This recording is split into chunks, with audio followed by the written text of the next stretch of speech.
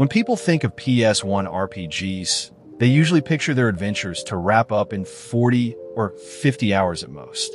But there are some games so dense, so system-heavy, and so replayable that you could sink literal hundreds of hours into them without ever seeing everything. These aren't RPGs you rush through. They're worlds you inhabit, systems you slowly learn, and stories that unfold differently depending on the choices you make, the characters you invest in, and the paths you commit to.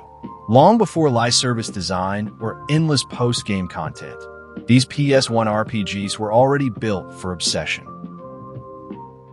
If you end up liking the content, please subscribe for more, and I'd appreciate it if you give it a thumbs up and tell me what you think down below. Love to hear it. Saga Frontier 2 earns its massive playtime potential through a structure that feels more like historical reconstruction than a traditional RPG. Instead of following one hero, the game spans generations, weaving together the lives of multiple characters across decades of political upheaval, war, and personal tragedy. The nonlinear narrative invites repeated playthroughs, as many events can be approached in different orders or interpreted differently, depending on which perspective you prioritize. Mechanically, it's all about mastery. Combat revolves around learning techniques mid-battle, managing stamina, and understanding weapon-based growth rather than simple leveling. Characters improve through use, encouraging specialization and long-term planning. The dueling system adds another layer, transforming one-on-one battles into tense, almost chess-like encounters that reward careful timing.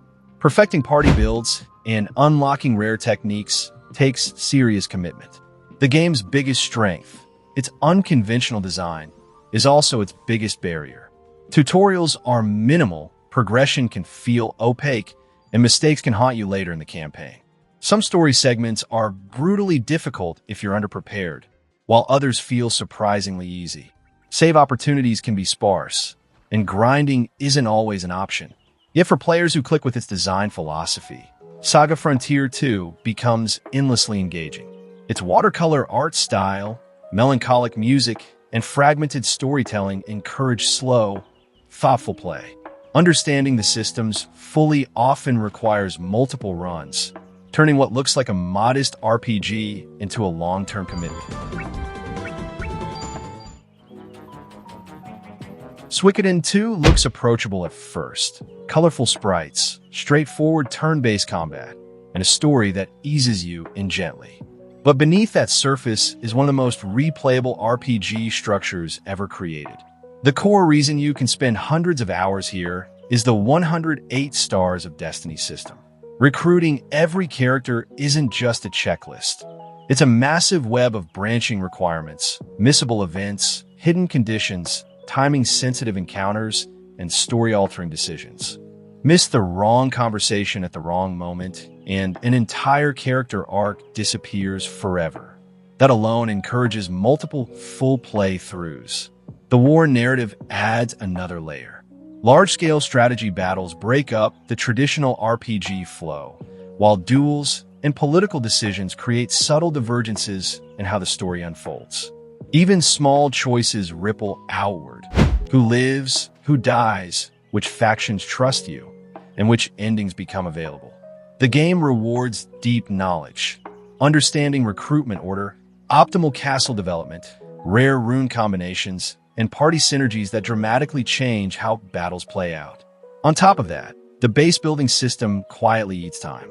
Watching your headquarters evolve as you recruit more allies turns the game into a long-term project rather than a straight narrative march. Mini-games, side stories, optional dungeons, and post-game content extend the experience far beyond the main plot.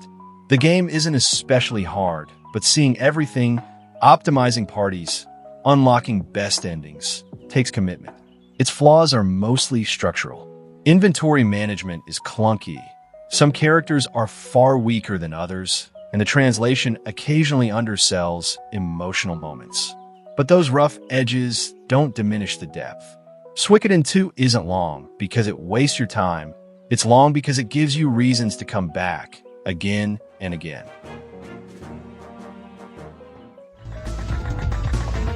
Digimon World 3 is a deceptively massive RPG that earns its long playtime not through spectacle, but through sheer structure.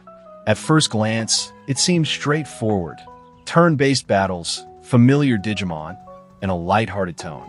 But the game is built around an enormous, interconnected digital world that unfolds slowly over dozens of hours. Progression is deliberately paced, often requiring backtracking, new access permissions, or evolving the right Digimon to advance. This alone stretches playtime far beyond typical PS1 RPGs. The real-time investment comes from Digimon evolution and party management. Digimon don't just level up, they branch, regress, and re-evolve depending on how you train them. Building a strong team means planning long-term evolution paths, managing stat growth, and deciding when to devolve for better outcomes later. That process encourages grinding, experimentation, and constant adjustment as new forms unlock.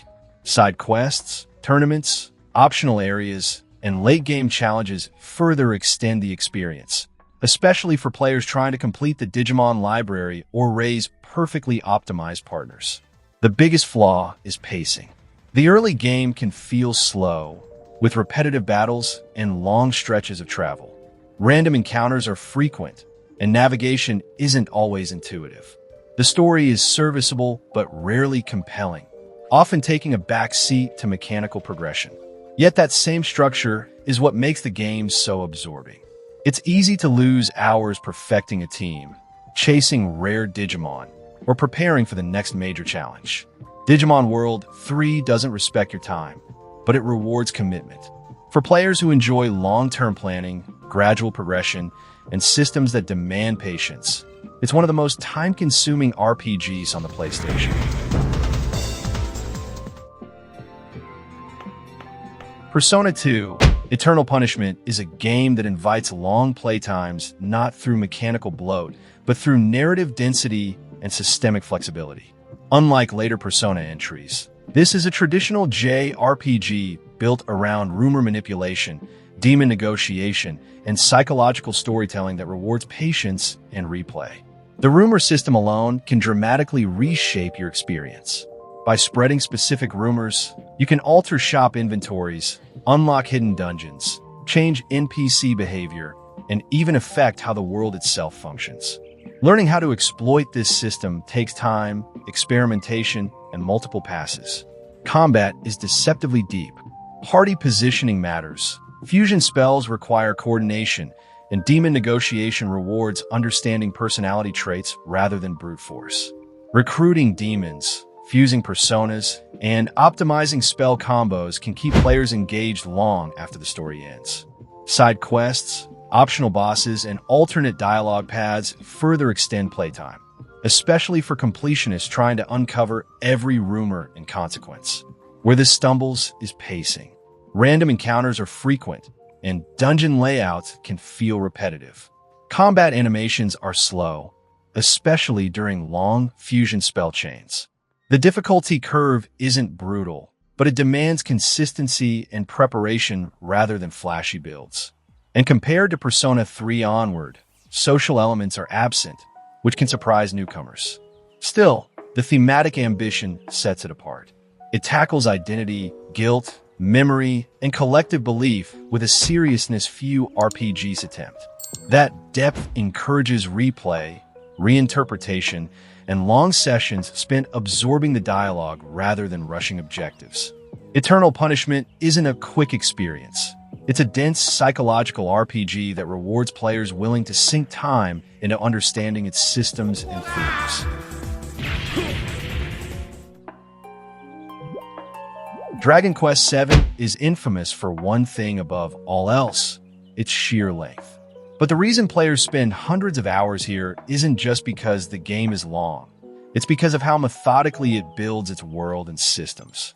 The adventure unfolds as a massive archaeological puzzle. Instead of hopping between towns, you slowly restore lost continents by uncovering fragments of the past, each one opening a self-contained storyline that often plays out like a full mini-RPG. Some of these arcs last hours, complete with unique characters, moral conflicts, and consequences that echo forward into the present. The class system is where the time truly disappears. Once unlocked, it allows characters to master dozens of vocations, each with its own abilities and growth paths. Mastery requires extended use, encouraging grinding, experimentation, and long-term planning. Switching classes isn't just cosmetic. It reshapes party dynamics and opens powerful hybrid abilities for those willing to commit.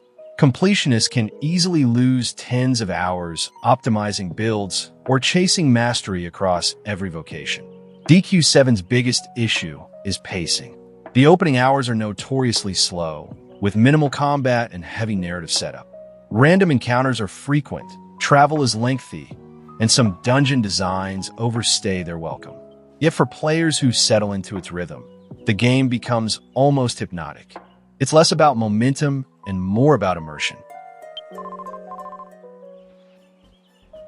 Front Mission 3 is one of the deepest slow-burn strategy RPGs on the PS1, and it earns its hundreds of hours reputation not through sheer length, but through branching structure and mechanical obsession. Early on, a seemingly small choice splits the game into two entirely different campaigns, the Emma and the Elisa route, each with its own story focus, missions, and geopolitical themes. Experiencing both isn't optional if you want the full picture. They feel like parallel versions of the same world, and each run subtly recontextualizes the other. The real-time sync comes from the Wanzer system. Every mech is modular to an absurd degree. Arms, legs, bodies, backpacks, weapons, CPUs, everything can be swapped, tuned, and rebuilt endlessly. Want a fast striker with shoulder-mounted missiles and a sniper armor? Do you prefer a tanky brawler built to soak damage while counterattacking? All are viable. Mastery means understanding weight limits, weapon skills, damage types, and pilot growth, then refining builds across dozens of missions. Grinding weapon proficiencies alone can eat entire evenings. It also features one of the most unexpectedly massive in-game networks ever put into a console RPG. The fictional internet isn't just flavor. It contains side quests, lore dumps, secret weapons, hidden pilots, and story context that rewards players who obsessively dig through it. The game never tells you what's important and what's not, which means long-term players uncover layers casual runs completely miss. Its downsides are mostly pacing-related. Combat animations are slow, menus are dense, and certain missions drag if your squad isn't optimized. The story leans heavily into political exposition, which won't click for everyone. But for players who love systems, customization, and branching narrative structure, Front Mission 3 is a strategy RPG that keeps giving back the more time you feed into it. Star Ocean. The second story is the kind of RPG that quietly turns into a lifestyle game if you let it. On a first playthrough, it feels like a traditional sci-fi fantasy JRPG with action combat and anime charm. But once you realize how much content sits beneath the surface, it becomes clear why players have poured hundreds of hours into it. The biggest time sink comes from its branching protagonist system. Choosing Claude or Rena at the start doesn't just alter dialogue. It changes entire character interactions, unlocks different private actions, and subtly reshapes the tone of the story. Experiencing both routes is practically mandatory for anyone who wants the full narrative. Then there's the skill and crafting system, which is absurdly deep for a PS1 game. Characters don't just level up. They train in dozens of non-combat skills like cooking, writing, forging, alchemy, music, and customization. Mastering these systems lets you create some of the most powerful gear in the game far earlier than intended, completely changing how combat plays out. Experimentation is encouraged, but poorly explained, meaning many players sink hours in a trial and error just to understand how everything connects. Side content explodes outward as you uncover hidden characters, optional dungeons, post-game challenges, and secret endings tied to party composition. The game isn't without problems.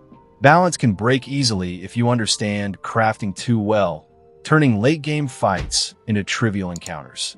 Combat can feel chaotic, especially in crowded battles where visual clarity drops.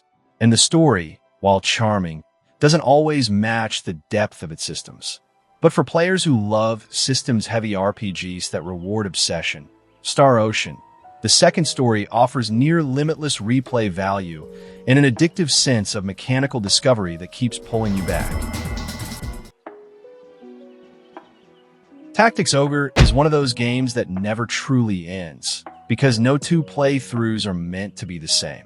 What starts as a traditional tactical RPG slowly reveals itself as a branching political epic built around moral choice, consequence, and systemic complexity. Your decisions don't just affect dialogue. They reshape entire story routes, determine which characters live or die, and lock or unlock massive sections of content. Law, chaos, and neutral paths aren't cosmetic differences. They are fundamentally different campaigns. The real-time sync, though, is the combat system. Every unit matters. Elevation, terrain, weather, alignment, class progression, and long-term stat growth all play a role. Units permanently evolve based on how you use them, which means early decisions echo across dozens of hours. Experimenting with party composition alone can take entire playthroughs. Knights, rune fencers, archers, clerics, ninjas, dragons, each demanding different strategies and investments. It also rewards obsession. Rare classes, hidden characters, optional battles, and late-game challenges push players toward multiple runs or extremely long single saves. The difficulty curve is demanding, often unforgiving, and doesn't care if you're underprepared. Poor planning can softlock progress, forcing reloads or total resets, which sounds brutal, but it's exactly why players stick with it for so long. Mastery feels earned. The game isn't perfect. Random number swings can feel unfair, menus are dense, and grinding is sometimes unavoidable. The story's political nuance can also fly over players' heads without close attention. But for those willing to engage fully, Tactics Ogre offers something rare, a tactical RPG that treats your time as an investment, not a convenience. Hundreds of hours don't feel excessive here. They feel expected. Final Fantasy Tactics is the definition of a game that grows deeper the longer you play it. On the surface, it's a tightly written political drama with grid-based battles and iconic music. Underneath, it's a nearly bottomless sandbox of class experimentation, build theory, and optimization that can stretch into hundreds of hours without repeating itself. Every job unlocks new abilities, which combine across classes in ways that dramatically alter how the game plays. Discovering broken synergies becomes part of the experience, and once you do, it's hard to stop experimenting. The job system alone can consume massive amounts of time. Leveling multiple classes, mastering abilities, and creating hybrid builds pushes players to replay battles, optimize JP gain, and rethink party roles constantly. The game rewards curiosity. Obscure skills suddenly become overpowered in the right context, and unconventional builds can trivialize encounters that once felt impossible. Add in hidden characters, rare items, optional battles, and post-game challenges, and the content pile grows fast. Its story also encourages repeat playthroughs. Its morally gray narrative, layered political intrigue, and tragic character arcs hit differently once you know where things are headed. Replaying with deeper mechanical knowledge reveals how tightly the gameplay and story are intertwined. However, the game is notorious for its difficulty spikes. Certain battles can trap unprepared players in unwinnable situations, and the game does little to warn you. Random encounters can also scale harshly, turning casual exploration into punishment. Despite those flaws, Final Fantasy Tactics remains endlessly playable. It's not just about finishing the campaign.